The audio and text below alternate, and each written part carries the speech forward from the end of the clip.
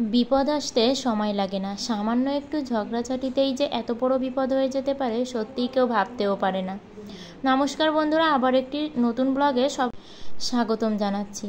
আর আজ সকাল সকালই চলে যাচ্ছি সোনাবুড়ো, আমি সোনাবুড়োর দিদিরা সবাই মিলে মা কালীর এখানে পূজা দিতে।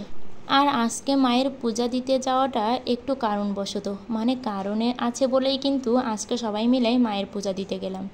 সোনাবুড়োর একটা দাদার হাত ভেঙে গিয়েছে, আর সেটাই আমি শুরুতেই বলেছি যে বিপদ কাউকে বলে আসে না। আর সামান্য ঝগড়া নিয়ে যে এতটা বিপদ হয়ে যাবে, সত্যি এটা কেউই আশা করিনি কিংবা ভাবতেও পারিনি। তাই তো সোনাবুড়োর দাদার আজকে অপারেশন ছিল, সেজন্যই কিন্তু সকাল সকালই সবাই মিলে চলে গেলাম মায়ের এখানে পূজা দিতে। আর গিয়েই দেখি আজ সবাই মিলে বসে আছে অঞ্জলি দেবে বলে। আমরাও গিয়ে মায়ের অঞ্জলিটা ভাগে পেলাম, তাই আর ছাড়লাম না। এই যে দেখুন, এটা কিন্তু অনেক পুরানো একটা মন্দির, আর মা কিন্তু পুরো সোনায় মোড়া। মায়ের এই রূপ দর্শন করলে কিন্তু মনটাও ভরে যায়। আর তাহলে বলি, বিপদ কেন মানুষকে বলে আসে না?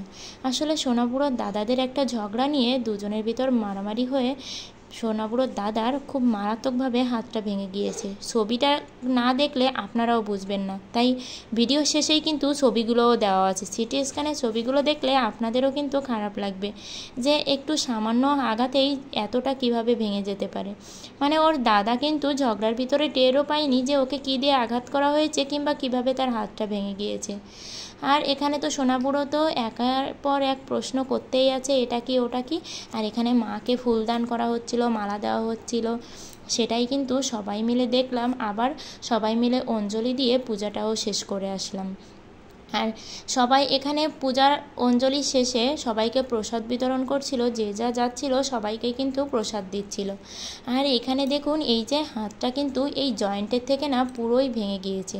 মানে হাতের যে মূল জয়েন্টটা বডির সাথে, ওইখান থেকেই পুরো ছাড়িয়ে গিয়েছে। মানে তিনটে হাড়ই একদম পুরো আলাদা হয়ে গেছে। ছবিগুলো ঠিকঠাকভাবে দেখলে আপনারাও বুঝতে পারবেন। তাই এতটা মারাত্মক অপারেশন তো হবে, তাই তো সবাই মিলে আমরা চলে গেলাম সেদিনই মায়ের ওইখানে পূজা দিতে। আর এই ভিডিওটি যদি ভালো লেগে থাকে অবশ্যই লাইক করবেন, আর কমেন্টে আপনাদের ব্যক্তিগত মতামত জানাবেন, আর অবশ্যই আমার চ্যানেলটি সাবস্ক্রাইব করে বন্ধু হয়ে পাশে থাকবেন।